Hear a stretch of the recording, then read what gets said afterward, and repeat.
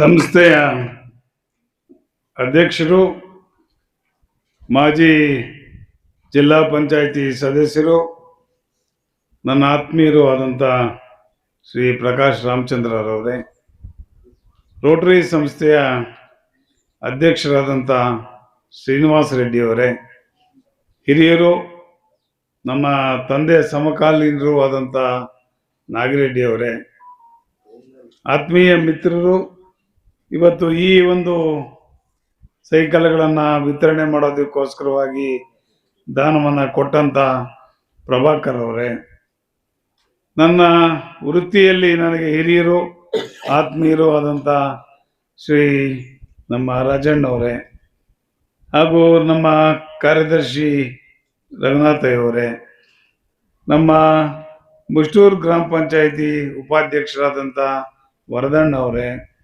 ನಮ್ಮ ದೈಹಿಕ ಶಿಕ್ಷಕರಾದಂಥ ನಮ್ಮ ರಾಮಚಂದ್ರ ಅವರೇ, ಮತ್ತು ನಮ್ಮ ಬೈಪ್ನಳ್ಳಿ ನಮ್ಮ ಊರೇ ಭಾಳ ಜನ ಇದ್ದಾರೆ, ದಯವಿಟ್ಟು ಕ್ಷಮಿಸಿ. ಎಲ್ಲ ಈ ಭಾಗದ ಮುಖಂಡರೇ, ಪ್ರಾಂಶುಪಾಲರೇ, ಆತ್ಮೀಯ ವಿದ್ಯಾರ್ಥಿ ಮಿತ್ರರೇ, ಪೋಷಕ ಬಂಧುವರೇ, ಹಾಗೂ ಇಲ್ಲಿನ ಉಪಾಧ್ಯಾಯ ಮಿತ್ರರೇ, ಇವತ್ತಂತೂ ನನಗೊಂದು ಭಾಳ ಸಂತೋಷವಾದಂಥ ದಿನ. ಯಾಕೆಂತಂದರೆ ಇವತ್ತು ಹಳ್ಳಿಗಾಡಿನಲ್ಲಿ ವಿದ್ಯೆ, ಹಳ್ಳಿನಲ್ಲಿ ಓದೋದು ಅಂದರೆ ಅದೊಂದು ಭಾಳ ಕಷ್ಟಕರವಾದಂಥ ವಿಚಾರ. ಅನೇಕ ವಿದ್ಯಾರ್ಥಿಗಳು ಓದೋದನ್ನು ಮಧ್ಯಕ್ಕೆ ಬಿಟ್ಟು ತಮ್ಮ ಮನೆಗಳಲ್ಲೇ ಇದ್ದೋಗುವಂಥ ಪರಿಸ್ಥಿತಿಯನ್ನು ನಾವು ನೋಡ್ತಾ ಇದ್ದೀವಿ. ಹಾಗಾಗಿ ಅದರಲ್ಲೂ ಕೂಡ ಈ ರೀತಿಯಾದಂಥ ಖಾಸಗಿ ವಿದ್ಯಾಸಂಸ್ಥೆಗಳನ್ನು ನಡೆಸ್ತಕ್ಕಂಥದ್ದು ಬಹಳ ಕಷ್ಟವಾದಂಥ ವಿಚಾರ.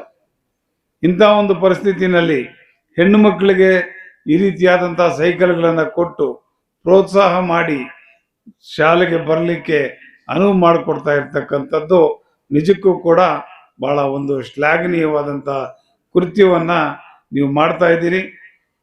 ಪ್ರಭಾಕರ್ ಅವರು ಹಾಗೂ ರೋಟರಿ ಸಂಸ್ಥೆಯವರು ಇಬ್ಬರೂ ಸೇರಿ ಈ ಒಂದು ಸೈಕಲ್ಗಳನ್ನು ವಿದ್ಯಾರ್ಥಿನಿಯರಿಗೆ ಕೊಡ್ತಾ ಇದ್ದಾರೆ.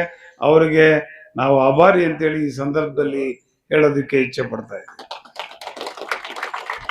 ಬಂಧುಗಳೇ, ಖಾಸಗಿ ಶಾಲೆ ಅಂದಾಗ ನನಗೂ ಸ್ವಲ್ಪ ಹಿಂದಕ್ಕೆ ಹೋಗ್ಬೇಕು ಅನ್ಸುತ್ತೆ.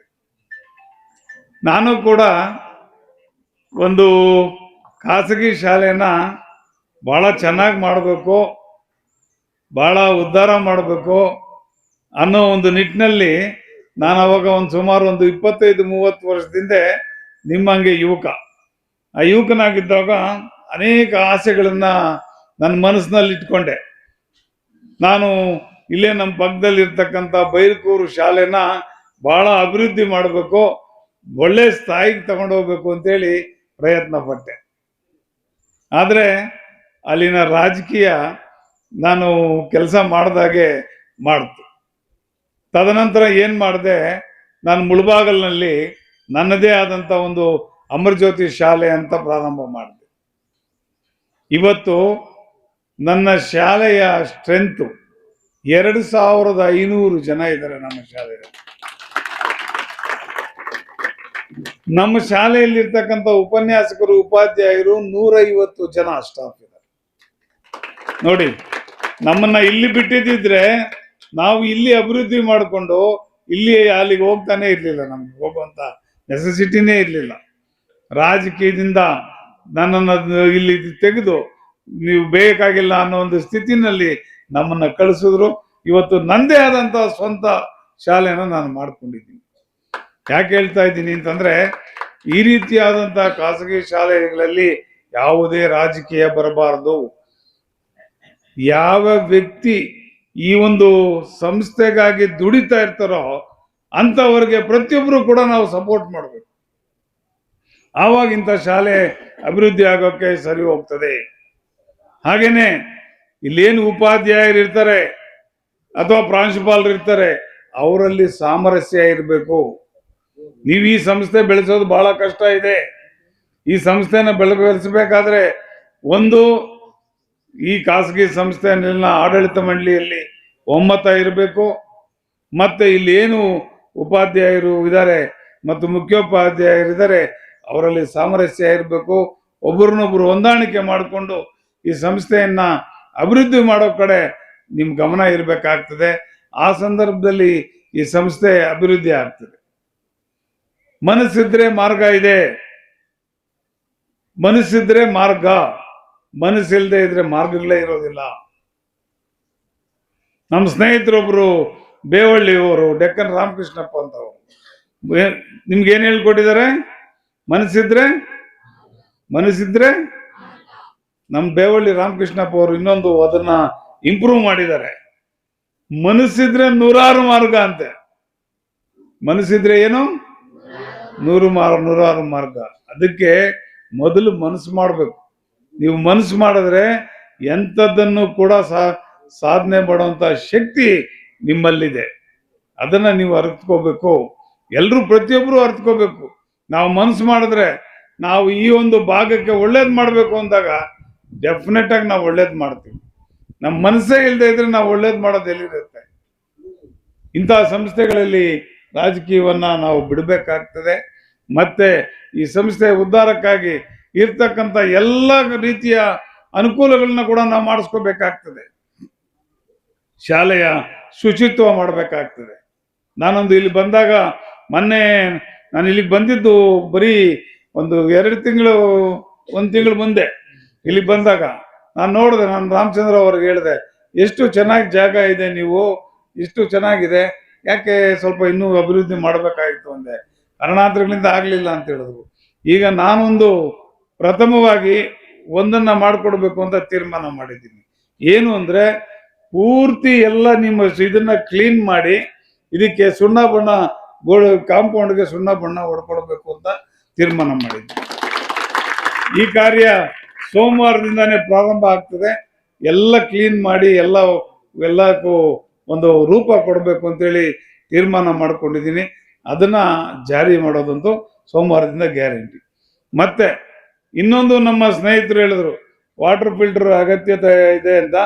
ಅದಕ್ಕೂ ಕೂಡ ನಮ್ಮ ರೋಟರಿ ಸಂಸ್ಥೆಯಿಂದ ಇವತ್ತೇ ನಾನು ನಿಮಗೆ ಮಾತು ಕೊಡ್ತಾ ಇದ್ದೀನಿ. ಮತ್ತೆ ನಮ್ಮ ರಮೇಶ್ ಅವ್ರಿಗೆ ಹೇಳ್ತಾ ಇದ್ದೀನಿ, ಅದೆಷ್ಟು ಖರ್ಚಾದ್ರೂ ಕೂಡ ನಮ್ಮಿಂದ ನಾವು ಭರಿಸ್ತೀವಿ. ನಾನು ಪ್ರಭಾಕರ್ ಅವರು ಭರಿಸ್ತೀವಿ. ಅದನ್ನ ನೀವು ರೆಡಿ ಮಾಡಿ, ಆದಷ್ಟು ಬೇಗ ರೆಡಿ ಮಾಡಿ. ಹಣ ಏನಿದೆ ನಮ್ಮ ಕಡೆಯಿಂದ ಏನು ಕಟ್ಟಬೇಕು, ನಾನು ಮತ್ತು ನಮ್ಮ ಪ್ರಭಾಕರ್ ಅವರು ಅದನ್ನ ಕಟ್ತೀವಿ ಅಂತೇಳಿ ಈ ಸಂದರ್ಭದಲ್ಲಿ ನಾನು ಹೇಳೋದಕ್ಕೆ ಇಚ್ಛೆ. ಇನ್ನೊಂದು ಪ್ರಮುಖವಾದಂತ ಇದನ್ನ ಕೊಟ್ಟಿದ್ದಾರೆ, ಡಿಮ್ಯಾಂಡ್ ಅನ್ನ. ಅದು ನಮ್ಮ ಒಂದು ವ್ಯಾಪ್ತಿನಲ್ಲಿಲ್ಲ, ಅದು ಶಾಸಕರ ವ್ಯಾಪ್ತಿನಲ್ಲಿದೆ. ಶಾಸಕರಿಗೆ ಇದನ್ನ ಮನದಟ್ಟು ಮಾಡ್ತೀವಿ. ಇದನ್ನ ಮನದಟ್ಟು ಮಾಡಿ, ಇಲ್ಲಿ ನೆಸೆಸಿಟಿ ಇದೆ, ಇಲ್ಲಿ ದಯವಿಟ್ಟು ಹಾಕ್ಕೊಡಿ ಅಂತೇಳಿ ಅವ್ರಿಗೆ ಮನದಟ್ಟು ಮಾಡ್ಕೊಡ್ತೀವಿ ಅಂತ ಈ ಸಂದರ್ಭದಲ್ಲಿ ನಾನು ಹೇಳೋದಕ್ಕೆ ಇಚ್ಛೆ ಪಡ್ತಾ ಇದ್ದೇನೆ. ಮತ್ತೊಂದು, ನಾನು ನಮ್ಮ ಉಪನ್ಯಾಸಕರಲ್ಲಿ, ಉಪಾಧ್ಯಾಯರಲ್ಲಿ ವಿನಂತಿ ಮಾಡ್ಕೊಳ್ಳೋದು ಏನು ಅಂತಂದ್ರೆ, ಈ ಶಾಲೆಯಲ್ಲಿ ಏನು ಮಕ್ಕಳನ್ನ ಜಾಸ್ತಿ ಸೇರಿಸ್ಕೊಳ್ತಕ್ಕಂಥದ್ದು ನಿಮ್ಮೆಲ್ಲರ ಜವಾಬ್ದಾರಿ. ಯಾಕೆಂದ್ರೆ ನೀವು ಇಲ್ಲಿ ಕೆಲಸ ಮಾಡ್ತಕ್ಕಂಥವ್ರು, ಪ್ರಥಮ ಆದ್ಯತೆ ನಿಮ್ದು ಇರ್ತದೆ. ಹಾಗೇನೆ ಆಡಳಿತ ಮಂಡಳಿದು ಇರ್ತದೆ. ನನ್ನ ಅವರಲ್ಲಿ ಒಂದು ಅರಿಕೆ ಏನು ಅಂತಂದ್ರೆ, ಈ ಸಾರಿ ಏನು ಅಡ್ಮಿಷನ್ ಸ್ಟೇಜ್ ಬರುತ್ತೋ, ನಿಮ್ಮ ಆಡಳಿತ ಮಂಡಳಿಯವರು ಎಲ್ಲ ಸ್ವಲ್ಪ ಯಂಗ್ಸ್ಟರ್ಸ್ ಅನ್ನ ಹಾಕೊಂಡು ಎಲ್ಲ ಊರೂರಿಗೂ ಹೋಗಿ ನಾವು ಒಳ್ಳೆ ಎಜುಕೇಶನ್ ಕೊಡ್ತೀವಿ, ನಾವು ಒಳ್ಳೆ ಇದನ್ನ ಮಾಡ್ತೀವಿ ಅಂತ ಹೇಳ್ತಾ ಬದಲಾವಣೆಗಳನ್ನ ತಂದು ಏನು ಸ್ಟ್ರೆಂತ್ ಆಗುತ್ತೋ ಅದನ್ನ ಇನ್ಕ್ರೀಸ್ ಮಾಡ್ಕೋಬೇಕು ಅಂತೇಳಿ ನಿಮ್ಮ ಆಡಳಿತ ಮಂಡಳಿನಲ್ಲಿ ಮತ್ತೆ ನಮ್ಮ ಉಪಾಧ್ಯಾಯರಲ್ಲಿ ನಾನು ಕಳಕಳಿಯಾಗಿ ಒಂದು ವಿನಂತಿನ ಮಾಡ್ತೇನೆ. ಇರ್ಬೋದು, ನಮಗೆ ಸ್ಟ್ರೆಂತ್ ಕಮ್ಮಿ ಆಗ್ಬೋದು, ಅಮರ ಜ್ಯೋತಿಗೆ ಏನು ತೊಂದರೆ ಇಲ್ಲ. ಯಾವುದೋ ಒಂದು ಕಡೆಯಿಂದ ಬರ್ತಾರೆ, ಯಾವುದೋ ಒಂದು ಕಡೆ. ನಾವು ತಾಲೂಕಿನಲ್ಲಿ ಜಿಲ್ಲೆಯಿಂದ ಕೂಡ ಬರ್ತಾರೆ ನಮ್ಮ ಶಾಲೆಗೆ, ತಾಲೂಕಿನಿಂದ ಎಲ್ಲ ಕೂಡ ಬರ್ತಾರೆ. ನಮಗೆ ಪರ್ಟಿಕ್ಯುಲರ್ ಆಗಿ ಈ ಏರಿಯಾದಲ್ಲಿರ್ತಕ್ಕಂಥವ್ರಿಗೆ ಒಳ್ಳೆ ಎಜುಕೇಶನ್ ಕೊಟ್ಟು, ಒಳ್ಳೆ ರಾಧಾಕೃಷ್ಣ ಪ್ರೌಢಶಾಲೆ ಬಹಳ ಚೆನ್ನಾಗಿದೆ ಅಂದ್ರೆ ನಮಗೂ ಸಂತೋಷ. ಯಾಕೆಂತಂದ್ರೆ ನಾವು ಕೂಡ ಈ ಭಾಗದವರು, ಈ ಭಾಗದ ಮಕ್ಕಳು, ಈ ಭಾಗದ ಬಡವರು, ಈ ಭಾಗದ ಶೋಷಿತರು ಎಲ್ಲರೂ ಕೂಡ ಇಲ್ಲಿ ಓದುವಂತದ್ದಾಗಬೇಕು ಅಂತೇಳಿ ನಮ್ಮ ಭಾವನೆ. ಆ ಒಂದು ನಿಟ್ಟಿನಲ್ಲಿ ನಮ್ಮ ರೋಟರಿ ಸಂಸ್ಥೆಯಿಂದ ಆಗಲಿ, ನಮ್ಮ ವೈಯಕ್ತಿಕವಾಗಲಿ ಯಾವುದೇ ರೀತಿಯ ಸಹಕಾರ ಕೊಡೋದಕ್ಕೆ ಕೂಡ ನಾವು ಹಿಂದೆ ಹೋಗೋದಿಲ್ಲ. ಆದರೆ ಉಪಯೋಗಿಸ್ಕೊಳ್ತಕ್ಕಂಥದ್ದು ನಿಮಗೆ ಬಿಟ್ಟಿರ್ತಕ್ಕಂಥದ್ದು. ಈಗ ನಮ್ಮವರು ಸೈಕಲ್ಗಳನ್ನ ಕೊಡ್ತಾ ಇದ್ದಾರೆ. ಅದೇ ರೀತಿ ಇಲ್ಲಿ ಬೇಕಾಗಿರ್ತಕ್ಕಂಥ ಮೂಲಭೂತ ಸೌಕರ್ಯಗಳನ್ನ ನೀವು ಕೇಳಿದ್ರೆ ಅದನ್ನ ಕೊಡಿಸ್ಕೊಡಕ್ಕೆ ಸದಾ ಸಿದ್ಧವಿದ್ದೀವಿ. ನೀವು ಏನು ಮಕ್ಕಳು ಇವತ್ತು ಸೈಕಲ್ಗಳನ್ನ ನೀವು ತಗೋತಾ ಇದ್ದೀರೋ, ಇವರು ಒಂದನ್ನ ನೀವು ಪ್ರತಿಜ್ಞೆ ಮಾಡ್ಬೇಕಾಗ್ತದೆ. ಮಾಡ್ತೀರಾ? ಮಾಡಲ್ಲ? ಏನ್ ಪ್ರತಿಜ್ಞೆ ಹೇಳಿ, ಏನ್ ಹೇಳ್ಬೋದು? ನಾನು ಎಕ್ಸ್ಪೆಕ್ಟ್ ಮಾಡಿ ಎಲ್ಲಾ ಡಿಸ್ಟಿಂಕ್ಷನ್ ಬರಬೇಕು ಮುಂದಕ್ಕೆ SLC ನಲ್ಲಿ. ಮಾಡ್ತೀರಾ? ಹೇಳಿ ಜೋರಾಗಿ. ಎಲ್ಲರೂ ಕೂಡ ಡಿಸ್ಟಿಂಕ್ಷನ್ ಬಂದ್ರೆ ನಿಮ್ಮ ಶಾಲೆಯ ಒಂದು ಗೌರವ ಕೂಡ ಹೆಚ್ಚಾಗ್ತದೆ, ಮತ್ತೆ ಎಲ್ಲರೂ ಒಳ್ಳೇದಾಗ್ತದೆ ಅಂತ ಹೇಳ್ತಾ, ಇನ್ನೊಂದು ನಮ್ಮ ರೋಟರಿ ಸಂಸ್ಥೆ ರೈತರಿಗೆ ಅನುಕೂಲವಾಗ್ತಕ್ಕಂಥ ಒಂದು ಪ್ರಾಜೆಕ್ಟ್ ಅನ್ನ ಈಗ ಮಾಡ್ತಾ ಇದೆ. ಅದೇನು ಅಂತಂದ್ರೆ ಉಚಿತವಾಗಿ ಹಸುಗಳನ್ನ ರೋಟರಿ ಸಂಸ್ಥೆಯಿಂದ ಫಲಾನುಭವಿಗಳಿಗೆ ಕೊಡ್ತಕ್ಕಂಥದ್ದು. ಅಂದ್ರೆ ಎಲ್ರಿಗೂ ಕೊಡಕ್ಕಾಗಲ್ಲ, ಯಾಕೆಂತಂದ್ರೆ ನಮ್ಮ ಒಂದು ಕಡೆಯಿಂದ 30,000 ರೂಪಾಯಿ ನಾವು ಕೊಡ್ಬೇಕಾಗ್ತದೆ. ರೋಟರಿ ಸಂಸ್ಥೆಯಿಂದ 30,000 ರೂಪಾಯಿ ಕೊಡ್ತಾರೆ. 60,000 ರೂಪಾಯಿಲಿ ಒಂದು ಹಸು ತೆಗೆದು ಒಂದು ಉಚಿತವಾಗಿ ಕೊಡ್ತಾರೆ. ನಮ್ಮ ಈಗಾಗಲೇ ನಮ್ಮ ಪ್ರಭಾಕರ್ ಅವರು 50 ಒಟ್ಟಿಗೆ 50 ರೋಟರಿ ಸಂಸ್ಥೆ ಕಡೆಯಿಂದ 50 ಆಗಿದೆ. ಪ್ರಭಾಕರ್ ಅವರು 4 ಹಸುಗಳಿಗೆ ಈಗಾಗಲೇ ದುಡ್ಡು ಕಟ್ಟಿದ್ದಾರೆ. 4 ಫಲಾನುಭವಿಗಳಿಗೆ ನೆಕ್ಸ್ಟ್ ನಿಮ್ಗೆ ಹಸುಗಳು ಕೂಡ ಕೊಡ್ತಾ ಇದ್ದಾರೆ. ಒಟ್ನಲ್ಲಿ ಹೇಳ್ಬೇಕು ಅಂತಂದ್ರೆ ನಿಮ್ಗೆ ಯಾವ್ದೋ ಒಂದೇ ಅದೃಷ್ಟ ಆಗಿ ಪ್ರಭಾಕರ್ ಅವರು ಎಲ್ಲ ಒಳ್ಳೆ ಕೆಲಸಗಳು ಮಾಡ್ತಾ ಇದ್ದಾರೆ. ನಮ್ಮ ಪಂಚಾಯತಿಗೆ ಯಾರೋ ಸಿಗ್ಲಿಲ್ಲ ಅಂತ ಅವರು. ಅದರಿಂದ ಅವರು ಪ್ರಭಾಕರ್ ಅವರು ಇನ್ನೂ ಚೆನ್ನಾಗಿ ಬೆಳೀಲಿ, ಒಳ್ಳೇದಾಗ್ಲಿ, ಅವ್ರಿಗೆ ಇನ್ನೂ ಯಥೇಚ್ಛವಾಗಿ ಈ ರೀತಿ ಕೊಡುಗೈ ದಾನಿಯಾಗಿ ಕೊಡ್ಲಿ ಅಂತ ಹೇಳ್ತಾ ನಾನು 2 ಮಾತನ್ನ ಮುಗಿಸ್ತಾ ಇದ್ದೇನೆ. ಜೈ ಹಿಂದ್, ಜೈ ಕರ್ನಾಟಕ. ಸರ್, ಇವತ್ತು ನಿಮ್ಮ ಅಮರಜ್ಯೋತಿ ಸಂಸ್ಥೆ ಅಂತಕ್ಕಂಥದ್ದು ಯಾವ ಮಟ್ಟದಲ್ಲಿ ಬೆಳೆದಿದೆ ಅಂತಕ್ಕಂಥದ್ದು ಎಲ್ಲರಿಗೂ ಗೊತ್ತಿರ್ತಕ್ಕಂಥ ವಿಚಾರ. ನೋಡಿ, ಕೆರೆಗಳೆಲ್ಲ ನದಿಗೆ ಸೇರಿದ ಹಾಗೆ, ನದಿಗಳೆಲ್ಲ ಸಮುದ್ರ ಹಾಗೆ ಸಾಗರಕ್ಕೆ ಹೋಗುವಾಗೆ ಇಡೀ ತಾಲೂಕಿನಾದ್ಯಂತ ಇರ್ತಕ್ಕಂಥ ಪ್ರತಿಯೊಂದು ಶಾಲೆಯ ಮಕ್ಕಳು ಸಹ ತಮ್ಮ ಅಮರಜ್ಯೋತಿ ಸಂಸ್ಥೆಯಲ್ಲಿ ವಿದ್ಯಾಭ್ಯಾಸ ಮಾಡ್ತಾ ಇದ್ದಾರೆ. ಇವತ್ತು ಬೈರ್ಕೂರಲ್ಲಿ ಇದ್ದಿದ್ರೆ ಬಹುಶಃ ಇಲ್ಲೇ ಇದ್ದೋಗ್ತಾ ಇತ್ತೇನೋ, ಆಗಿದ್ದೆಲ್ಲ ನಮ್ಮ ಒಳ್ಳೇದಕ್ಕೆ ಅಂತಕ್ಕಂಥ ರೀತಿಯಲ್ಲಿ ಒಂದು ಒಳ್ಳೆಯ ದಾರಿಯನ್ನ ತೆಗೆದುಕೊಂಡು ಇವತ್ತು ಸರ್ ನಮ್ಮ ಸ್ನೇಹಿತನಿಗೊಬ್ಬನಿಗೆ ಮೊನ್ನೆ ಚೆನ್ನಾಗಿರ್ಲಿಲ್ಲ, ಅವ್ರ ಅಪ್ಪನ ಹಾಸ್ಪಿಟ್ಲ್ ಕರ್ಕೊಂಡು ಹೋಗಿದ್ರೆ ಅಲ್ಲಿ ಮೇನ್ ಸರ್ಜನ್ ಸರ್ ಹೇಳ್ತಾ ಇದ್ರು, ಸರ್ ನಾನು ನಿಮ್ಮ ಮುಲ್ಬಾಗಲ್ ತಾಲೂಕಿನ ಅಮರಜ್ಯೋತಿ ಸಂಸ್ಥೆಯ ವಿದ್ಯಾರ್ಥಿ ಇದ್ದೀನಿ ಸರ್ ಅಂತ ಹೇಳಿದ್ರು. ಎಷ್ಟು ಖುಷಿ ಕೊಡ್ತಕ್ಕಂಥ ವಿಚಾರ. ಇವತ್ತು ಬೈರ್ಕೂರಲ್ಲಿ ಇದ್ದಿದ್ರೆ ಬಹುಶಃ ನಾವು ಇಲ್ಲೇ ಇದ್ದೋಗ್ತಾ ಇದ್ವೇನೋ. ಮುಲ್ಬಾಗ್ಲಲ್ಲಿ ಸ್ಥಾಪನೆ ಆಗಿರ್ತಕ್ಕಂಥ ಕಾರಣದಿಂದಲೇ ಅನೇಕ ರೀತಿಯಾಗಿರ್ತಕ್ಕಂತಹ ವೈದ್ಯರುಗಳು, ಇಂಜಿನಿಯರ್ಸ್ಗಳು ಇರ್ತಕ್ಕಂಥ ಪ್ರತಿಯೊಂದು ಕ್ಷೇತ್ರದಲ್ಲಿಯೂ ಕೂಡ ನಿಮ್ಮ ಸಂಸ್ಥೆಯ ವಿದ್ಯಾರ್ಥಿ ಅಂತಕ್ಕಂಥದ್ದು ಕಾರ್ಯನಿರ್ವಹಿಸ್ತಾ ಇದ್ದಾರೆ. ಇದೆಲ್ಲ ನಿಮ್ಮ ಒಂದು ಶ್ರಮ, ನಿಮ್ಮ ಒಂದು ಪ್ರತಿಫಲ. ನಿಮ್ಮಂತಹ ಗಣ್ಯ ವ್ಯಕ್ತಿಗಳಿಗೆ ಮತ್ತಷ್ಟು ಆರೋಗ್ಯ ಭಾಗ್ಯವನ್ನ ದೇವರು ದಯಪಾಲಿಸಲಿ. ಹಾಗೆ ನಾವೇನು ಕೇಳ್ಕೊಂಡಿಲ್ಲ, ಈ ಒಂದು ಗೋಡೆಗಳಿರ್ತಕ್ಕಂಥ ರೀತಿಯನ್ನ ನೋಡಿ ನಿಮ್ಮಲ್ಲಿ ಜ್ಞಾನವು ಬರಬೇಕು, ನಿಮ್ಮ ಭವಿಷ್ಯತ್ತಿನಲ್ಲಿ ಬೆಳಕು ಚೆಲ್ಲಬೇಕು. ಆ ಬೆಳಕಿನ ಮುಖಾಂತರ ನೀವು ಭವಿಷ್ಯದಲ್ಲಿ ಬಂಗಾರದಂತೆ ಬಾಳಬೇಕೆಂಬ ಆಶಾಭಾವನೆಯನ್ನು ಇಟ್ಕೊಂಡಿರ್ತಕ್ಕಂತಹ ಸಾರ್ ಅವರಿಗೆ ಕಾರ್ಯಕ್ರಮದ ಪರವಾಗಿ ತುಂಬ ಹೃದಯದ ಧನ್ಯವಾದಗಳನ್ನು ಸಮರ್ಪಿಸ್ತಾ ಇದ್ದೇನೆ. ನಿಮ್ಮ ಉಪಾಧ್ಯಾಯರು ಎಲ್ಲೋ ಹೋದಾಗ ಅಲ್ಲಿ ಡಾಕ್ಟ್ರು ನಮ್ಮ ಸ್ಟೂಡೆಂಟ್ ಅಂತ ಹೇಳಿದ್ರು. ಅಷ್ಟೆಲ್ಲ ಯಾಕೆ, ನಿಮ್ಮೂರಿನವರೇ ಆದಂತ ನಮ್ಮ ರಾಮಚಂದ್ರಪ್ಪ ಅವರ ಮಗ ಒಬ್ಬ ಆಲ್ ಇಂಡಿಯಾ ಲೆವೆಲ್ ಅಲ್ಲಿ ಅಸಿಸ್ಟೆಂಟ್ ಕಮಾಂಡೆಂಟ್ ಆಗಿ ಸೆಲೆಕ್ಟ್ ಆಗಿ ಡೆಲ್ಲಿನಲ್ಲಿದ್ದಾರೆ.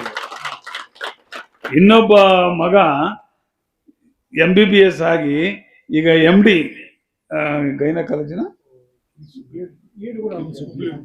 ಯಾವ್ದು ಜನರಲ್ ಮೆಡಿಸಿನ್ ಅಲ್ಲಿ ಸೀಟೇ ಸಿಗಲ್ಲ ಅಂತ, ಅದು ನಮ್ಮ ರಾಮಚಂದ್ರಪ್ಪನವ್ರ ಮಗ ಜನರಲ್ ಮೆಡಿಸಿನ್ ಅಲ್ಲಿ MD ಮಾಡ್ತಾ ಇದ್ದಾರೆ, ನಿಮ್ ಭಾಗದವ್ರೆ.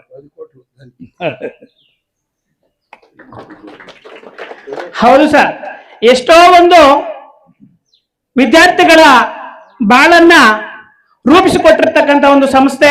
ಆ ಸಂಸ್ಥೆ ಮತ್ತಷ್ಟು ಬೆಳೆಯಲಿ ಎಂದು ಈ ಒಂದು ಕಾರ್ಯಕ್ರಮದಲ್ಲಿ ಸಂಸ್ಥೆಯ ಬಗ್ಗೆ ತುಂಬ ಹೃದಯದ ಕೃತಜ್ಞತೆಗಳನ್ನ ಸಲ್ಲಿಸ್ತಾ ಇದ್ದೀವಿ. ಹಾಗೂ ನಿಮ್ಮ ಒಂದು ಬಾಳು ಬಂಗಾರವಾಗಲಿ ಎಂದ ಬಯಸ್ತಾ ನಿಮ್ಗೆ ತುಂಬ ಹೃದಯದ ಧನ್ಯವಾದಗಳನ್ನ ಸಮರ್ಪಿಸ್ತಾ ಇದ್ದೀವಿ ಸರ್, ಚಪ್ಪಾಳೆಗಳ ಮುಖಾಂತರ.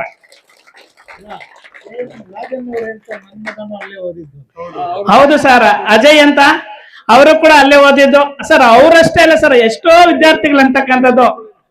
ಇನ್ನೊಂದು ಮರ್ದ್ಬಿಟ್ಟೆ, ನಿಮ್ಮ ಕಾರ್ಯದರ್ಶಿ ಅಂತ ರಾಜಣ್ಣ ಅವ್ರ ಮಗ ಕೂಡ ಅವರು MD ಆಯ್ತಾ, MD ಮಾಡ್ತಾ ಇದ್ದಾರೆ. ಅವ್ರ ಮಗ ಕೂಡ ನಮ್ಮ ಶಾಲೆಯಲ್ಲೇ ಓದಿ.